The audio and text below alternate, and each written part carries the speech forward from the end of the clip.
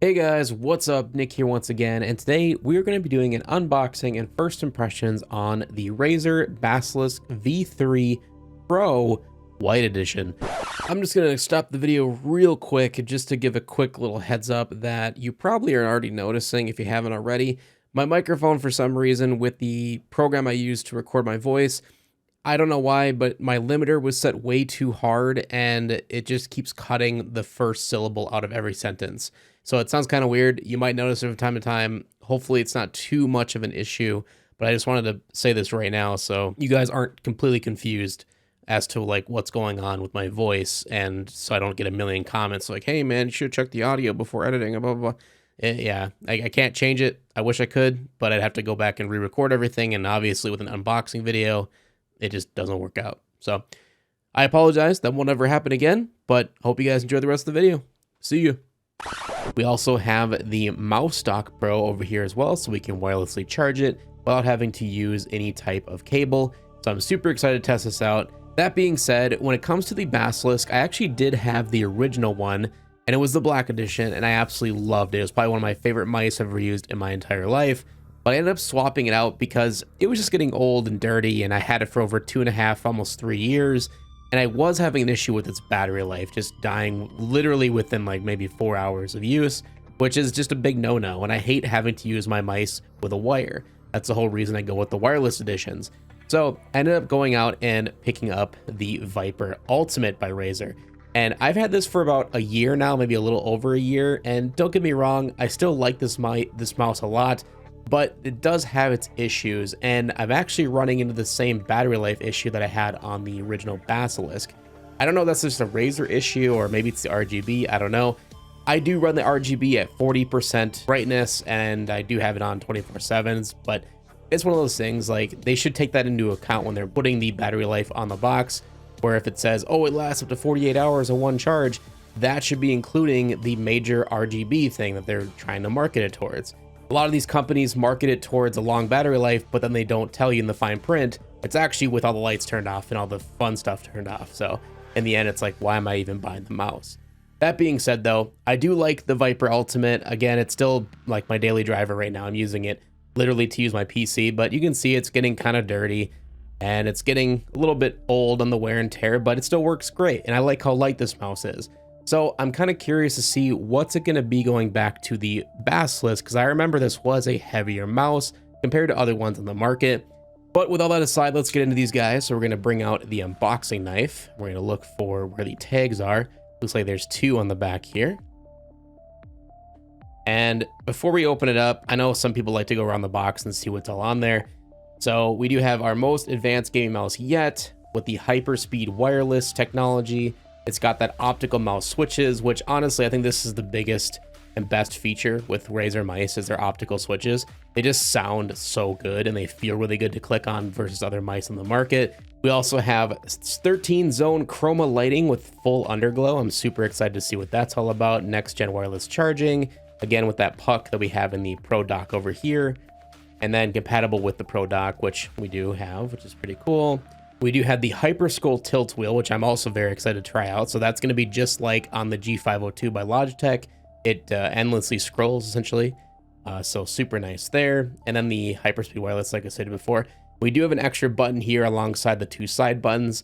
The Viper actually has 2 on one side and on the other, so it's kind of ambidextrous, if that makes sense. You can use it left-handed or right-handed, whereas the Basilisk pretty much is saying you should be using this with your right hand. As you can see, it's got the mold for it and everything. So if you are a left-handed mouse user, kind of a bummer, but I guess it is what it is. On the right side here, just telling you a little bit more about what's inside the box and how the switch works, nothing too crazy. Left side just talks about Razer itself with the bright green box. I've always really liked Razer's presentations.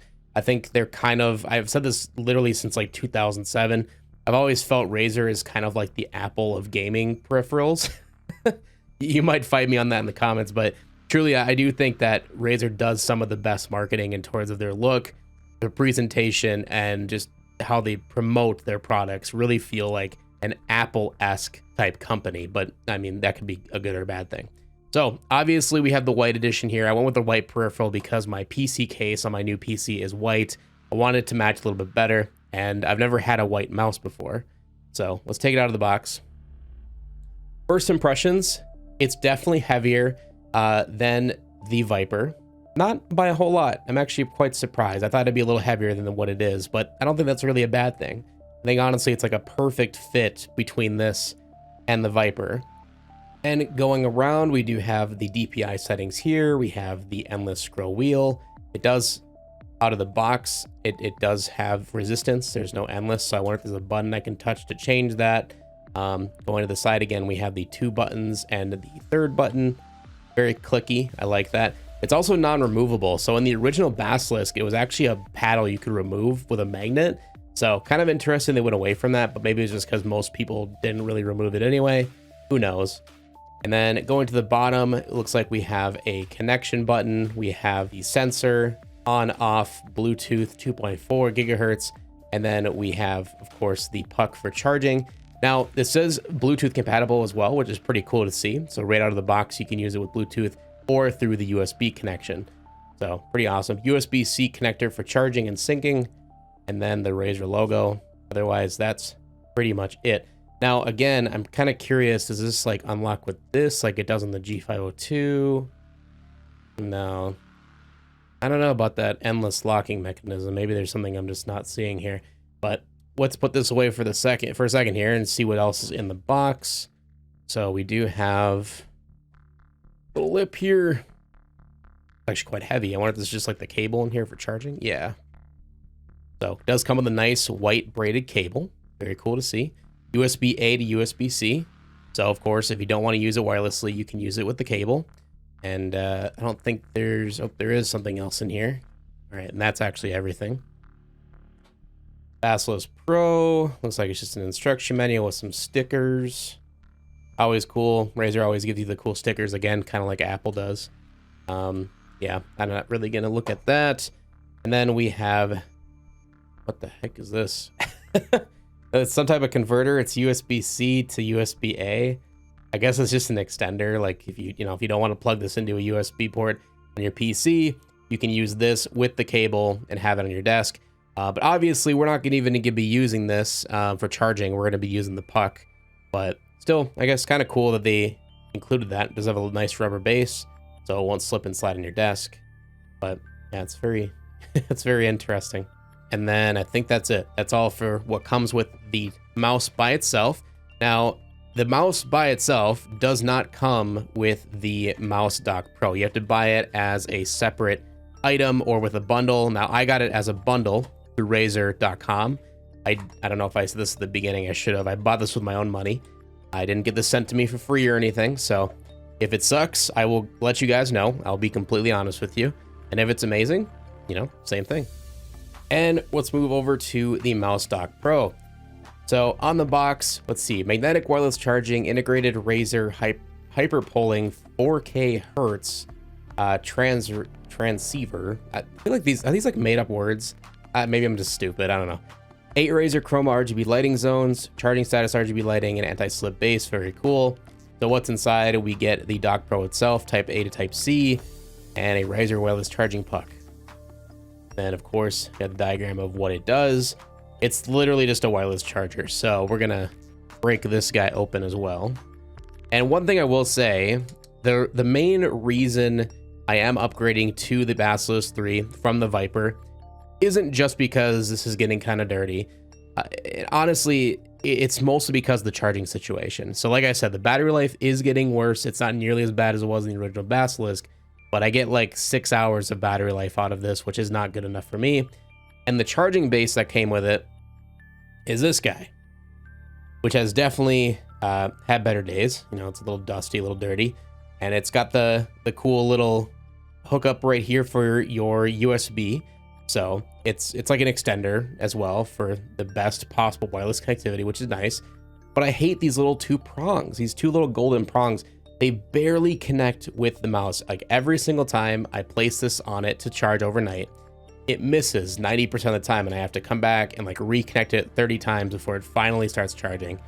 I don't know if anybody else has ever had that issue with this specific one, but that's been my biggest issue, and I had it with the Basilisk as well. It wasn't just this mouse, it was the Basilisk as well. So that's why I'm really excited to test out this puck system to see if it will work a little bit better versus the 2 prongs, you know, from the old technology. So I think this one we can actually just peel off. We don't have to use a knife, which is cool. There we are. This one's really tightly packed in there. All right. We got the booklet and the charging cable on the bottom. Now this one is black. They do not have a white edition. I was kind of bummed about that. I kind of hoped they would have a white puck edition. They don't. So we get a black cable, which again is USB-C to USB-A. That's cool. That's included. Pretty long cable as well, and it's really durable. I've always liked Razer's cables, and they're high quality.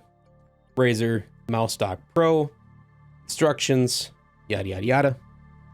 And now onto the puck itself. Oh, just literally just fell out of there. I don't think there's... Oh, there is one little thing in there. So we'll get this garbage to the side. So this is the actual puck, I think, that goes into the bottom of the mouse. And then this is the station itself. Well, this charging pad, USB-C, nice rubber foot, and the RGB all around. Looks very clean. Very minimalistic. Actually, I'm kind of glad they went this route instead of looking super flashy. So, very nice. Now, this does have magnets in it, so let's just see out of the box. Will it stick on there? Oh, there we go. Kinda. It's really weak. I wonder if the mouse itself has magnets in it that help it stick a little better. Let's see. So let's take this off. And I think this twists. So this is also a holder for the USB, which is pretty cool. So this, I think, just sits right in here. Then it just locks into place. Yep, you can feel it latch. Now it's on there. Again, I wish they had a white version. I don't know why they don't. Kind of a bummer, but all right. Oh, wow. Okay, yeah, so the magnets are in the mouse. So, yeah, that's not going anywhere. Like, look at that. Like, yeah, that's pretty strong. Very cool. So hopefully, you know, if everything goes correctly, I'm going to plug it in and everything. We'll test it out. But if everything goes well, the way it should, this should charge every single time you place it on the dock. And it does find its spot pretty easily with those magnets, unlike the terrible 2-prong system on the old one. So, yeah, very, very cool. Let's get this all plugged in, and you guys can see the RGB effects and all that, and I'll give you guys my first impressions and how it feels. Alrighty, so we got everything set up. We got it connected with Razer Synapse, fully updated. I turned on some cool RGB effects, whatever, so you guys can see what that looks like. So off the bat, it actually has quite a bit of lighting zones, which I was pretty pleasantly surprised by. But obviously, we have some lighting around the wheel here on both sides and even in the middle. We have the Razer logo, which glows as well. And then we have this really clean looking strip of RGB lights that go all the way around the base. So pretty neat. And it looks really bright, really beautiful. This is at 100%. Obviously, the lights are all on in my studio right now, so it does wash it out a little bit. But trust me, in person, it's a very bright RGB experience. And more than likely, I will probably have it at 20 to 30% just to save on battery life. But it is really neat to see just how far RGB effects have come in the last few years. And of course, we also have RGB on the charging base as well that goes all completely around it. And it looks just as clean as on the mouse. So very cool to see. As stated before, just laying it on the base, it automatically connects with the magnets, which is super nice, super convenient.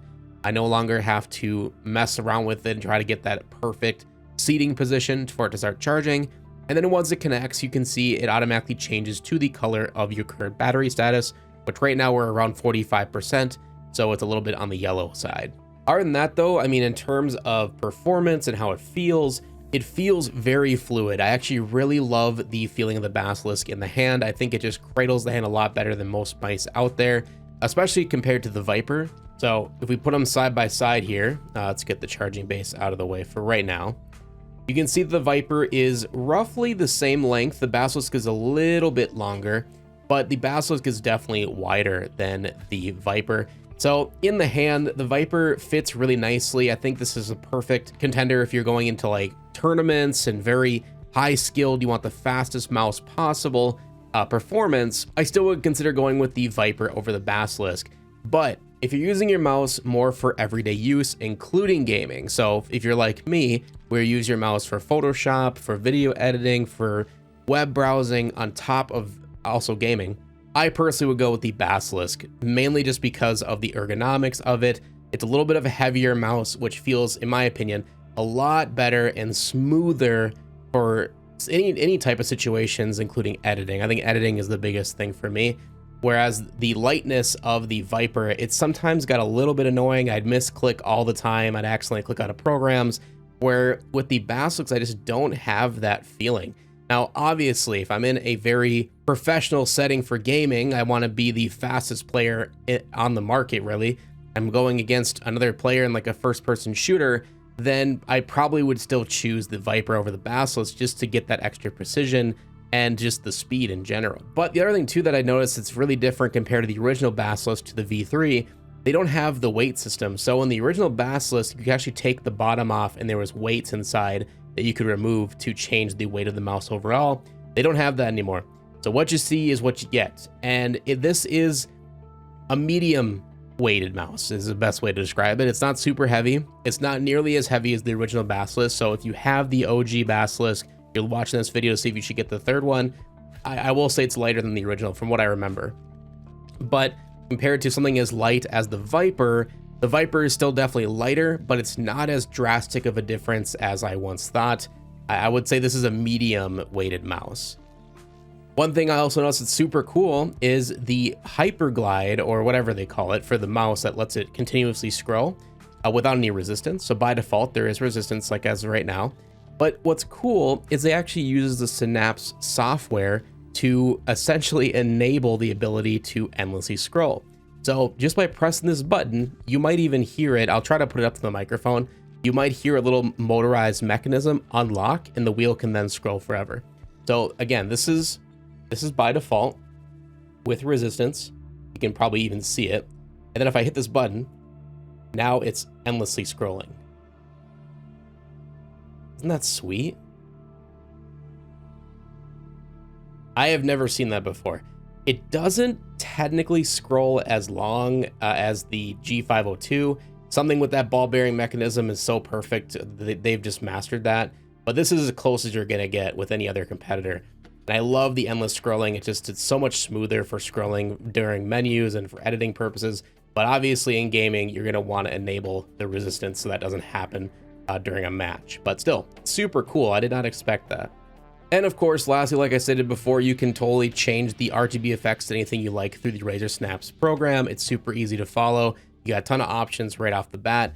And it's a very nice program. I've been using it for years. And I know the program uses a ton of resources on their computer to run in the background, but at least it's easy to follow. They've definitely done a ton of improvements on Synapse over the last few years. So I got to commend Razer for doing that at least. And it does connect easily with the charging pad as well. So you can combine the effects to make them match, which looks really pretty on your desk. And of course, if you have other Razer products, you can connect those via Synapse as well without any issues whatsoever. So that essentially is my first unboxing and first impressions of the Razer Basilisk V3 Pro. If you have any questions for the mouse, let me know in the comment section below. I'll try to get back to you as soon as I can. You know, if you want to see a full review or something like that in the future, I definitely will consider that. But at the moment, I mean, I'm absolutely loving it. I think it feels great. I don't really have any complaints. I have heard in some people's reviews, it does disconnect from time to time with the USB 2.4 gigahertz channel, which is what I'm using right now. I'm not using the Bluetooth. So if I do run into that issue, if I start getting disconnects or something like that, I will probably put a pinned comment on this video letting you all know. But if you don't do that comment, then just rest assured that it's still working great. I'm using this mouse as my daily driver. I absolutely love it. So with that, thank you so much for watching my video. Leave a like, share, support as always. We'll hopefully see you guys in the next one. Peace out. Hey guys, Nick here once again, and I just wanted to pop into the very end of the video to give a special shout out to my channel members. If you don't know what a channel member is, essentially these wonderful people are using their hard-earned money to help keep the channel alive. So that's why I want to give a huge shout out to these guys, because they're amazing. And if you want to become a member yourself, you can do it as easily just by clicking on a little join button below every single one of my uploads, or just by going to my channel. There is 4 different tiers depending on how much you would like to support each month, and you can join for as little as $2 a month. And trust me, even if it's $2, it helps a ton, and it adds up at the end of the month so that I can get more games for you guys to review or make retrospective videos on, or to buy new technology such as new computer parts, or really anything to keep the channel afloat and to make more content for you guys. So with that, thank you so much to Thrasher the Black Stallion, Vinny Severiman, Bacon Spaceman, my wife Way Lady, and Hull Healers Boat World. You guys are all amazing, and thank you so much for all the wonderful support. This channel is just growing and growing every single day, and I can't wait to see where this channel leads us. So with that, have a wonderful day. We'll see you next time. Peace.